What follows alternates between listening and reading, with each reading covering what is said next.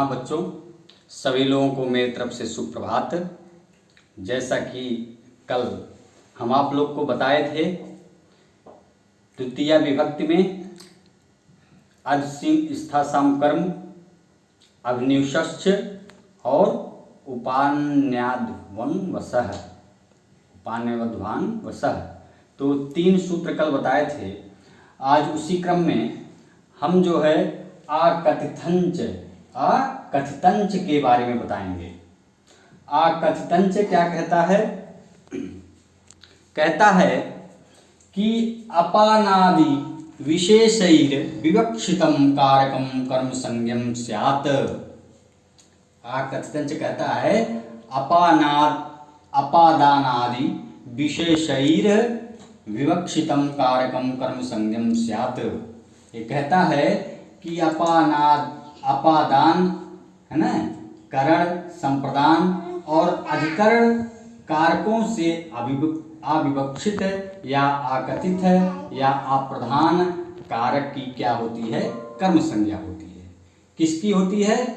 कह रहे हैं कौन किसकी होगी? अपादान आदि करण, संप्रदान और अधिकरण कारकों से अविवक्षित कारक की कर्म संज्ञा होती है।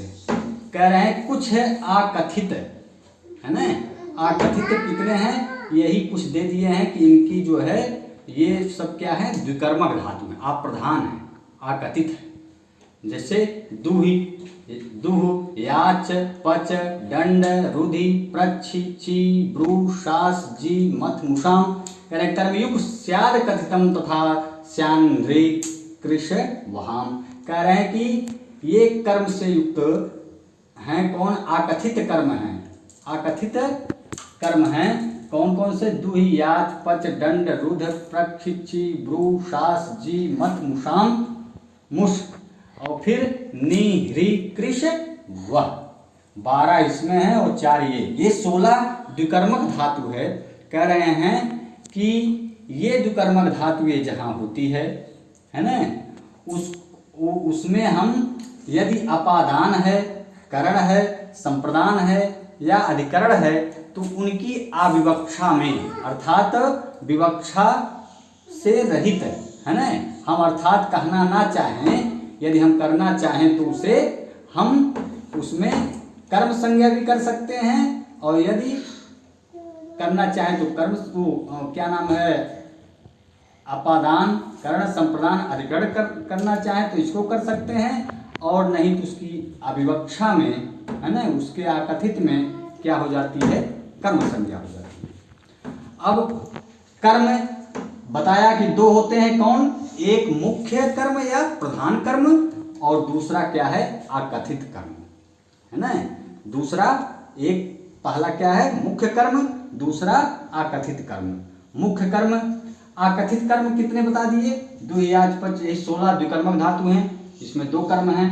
जैसे हमने कह दिया सह गाम दोग्धि पयः, सह गाम दोग्धि पयः। अब इसमें दुह धातु है।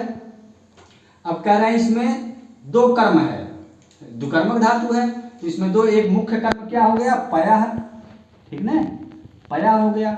जब पया हो गया कि वह दूध दुहता है, वह दूध दुहता है। अब किससे दूह रहा है? गाय से, वह गाय से दूध दुहता है। अब पया क्या हो गया? मुख्य कर्म हो गया। मुख्य कर्म हो गया तो इसमें सूत्र क्या लगा? कर्तुरीप्सित तमम कर्म, कर्ता जिसको सबसे अधिक चाहता है ना, तो कर्ता करा हुआ दूध दूहता है, क्रिया के द्वारा जो सबसे अधिक चाहा जाता है, पया हो गया, वह दूध दूहता है। तो इसमें हो जाएगा कर्तुरीप्सित तमम कर्म से कर्म संज्ञा, उपकर्मण द्वितीया से द्वितीया विभक्ति। लेकिन फिर अब कह रहे हैं कि ये दु धातु जो है द्विकर्मक है, 2 कर्म वाला है।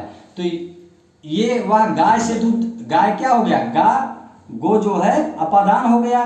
अपादान कर रहे हैं तो या तो हम अपादान करना चाहें तो अपादान करना कर सकते हैं और नहीं इसकी अविवक्षा में हम इसको कर्म कर सकते हैं, क्योंकि ये द्विकर्मक धातु है। इसमें हम इसकी अपादान की अविवक्षा में हम इसको कर्म संज्ञा कर दिए। तो यहाँ द्विकर्मक धातु है, इसलिए हम गो की क्या हो गया, आकथितंच सूत्र से इसमें कर्म संज्ञा हो गई। और जब कर्म संज्ञा हो गई तो कर्म द्वितीया कहता है, कर्म में द्वितीय विभक्ति होती है, तो गो का द्वितीय विभक्ति एकवचन गाम बना। और यदि हम इसको तो हो गया सह गाम दोग्धि पया, और विवक्षा होने पर हो जाएगा गाम के स्थान पर अपादान गो। ठीक, यदि हम नहीं करना चाहें तो अपादान करना चाहें तो सह हो जाएगा सह गो, है ना, सह गो दोग्धि पया। समझ में आया? ये सूत्र कहता है, आकथितंच कहता है कि अपादान आदि विशेषई, अपादान आदि अर्थात कर्ण संप्रदान और अधिकरण की विशेष से युक्त संज्ञा विशेष से युक्त कारकों से अविवक्षित कारक की क्या होती है, कर्म संज्ञा होती है। अब कह रहे हैं कुछ कितने 16 धातुएं आकथित है, द्विकर्मक धातु हैं, जहां पर क्या होता है, कर्म संज्ञा हो जाती है। किसमें? अप्रधान में। अप्रधान मतलब गौड़ में, मुख्य कर्म में तो द्वितीय विभक्ति होगी ही। और कह रहे हैं उसके अप्रधान में, जहां अपादान हो रहा है या करण हो रहा है, संप्रदान हो रहा है, कह रहे हैं उसकी अविवक्षा में, अकथित में, गौड़ में, गौड़ कर्म में क्या हो जाएगी, द्वितीय विभक्ति हो जाएगी, वो कर्म संज्ञा हो जाएगी। और जब कर्म संज्ञा हो जाएगी तब उसके बाद कर्म द्वितीय से द्वितीय विभक्ति हो जाएगी। जैसे हमने कहा याच, विष्णु बलिम याचते वसुधाम, विष्णु बलि से वसुधाम पृथ्वी मांगते हैं। बलि, विष्णु जो है बलि से पृथ्वी मांगते हैं। तो हमने कहा अब यहाँ वसुधाम क्या हो गया, मुख्य कर्म हो गया, वसुधाम मुख्य कर्म हो गया। तो विष्णु पृथ्वी मांगते हैं, तो पृथ्वी क्या हो गया, मुख्य कर्म हो गया। तो इसमें कर्तुरीप्सितमम कर्म से, कर्तुरीप्सितमम कर्म से कर्म संज्ञा हो गया, कर्म संज्ञा हो जाएगा, फिर उसके बाद कर्म द्वितीय से द्वितीय विभक्ति हो जाएगी। और यहाँ ये क्या है, बलिम क्या है, बलिम ये अप्रधान गौड़ कर्म है। तो क्योंकि यहाँ याच धातु क्या है, द्विकर्मक धातु है, तो इसके कारण अप्रधान में, इसके अप्रधान में, अविवक्षा में, अब बलि क्या है, बलि अपादान था, अपादान की अविवक्षा में, तो कह रहे इसके गौड़ कर्म में क्या हो जाएगी, कर्म संज्ञा हो।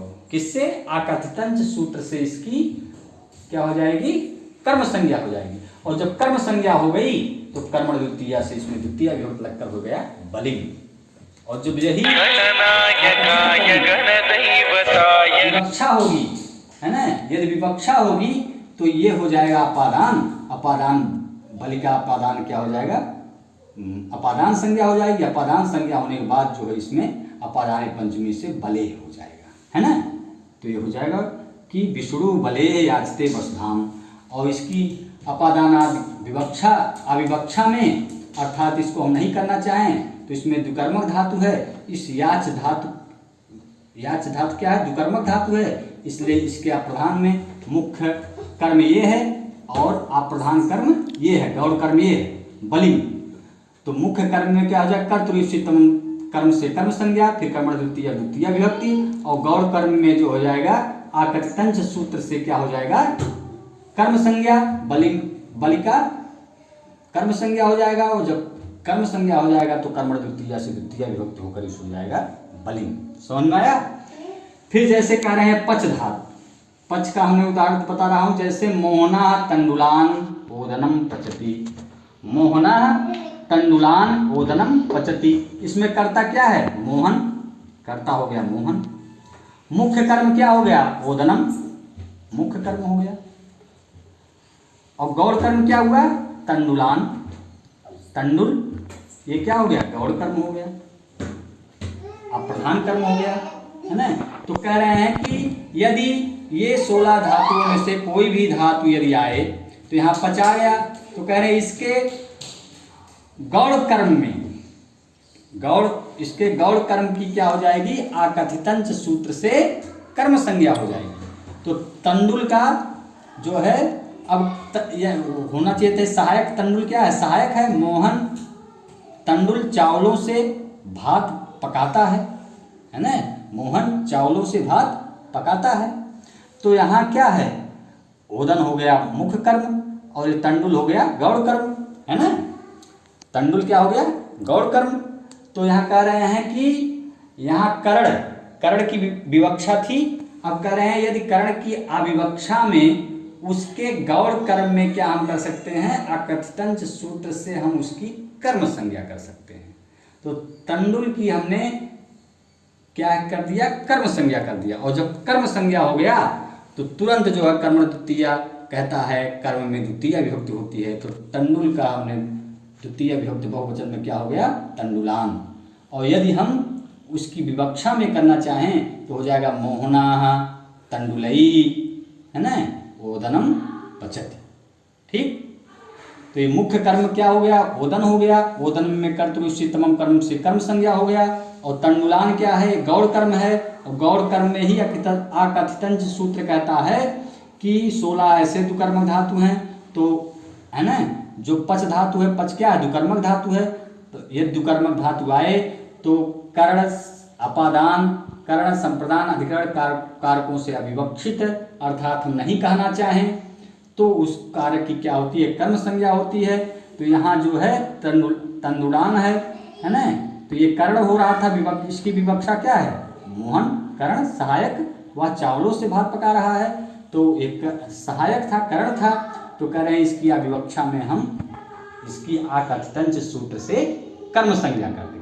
और जब कर्म संज्ञा कर देंगे तो कर्म द्वितीय, इसमें द्वितीय विभक्ति लगकर तो हो जाएगा तंडुलान। ठीक, समझ गए। फिर उसके बाद दंड। दंड का हमने दिखाया राजा गर्गान शतम दंडयति। राजा गर्गान शतम दंडयति। राजा गर्गों को 100 रुपये देता है। राजा गर्गों को 100 रुपये दंड देता है। दंडयत दंड देता है। राजा गर्गों को 100 रुपये दंड देता है।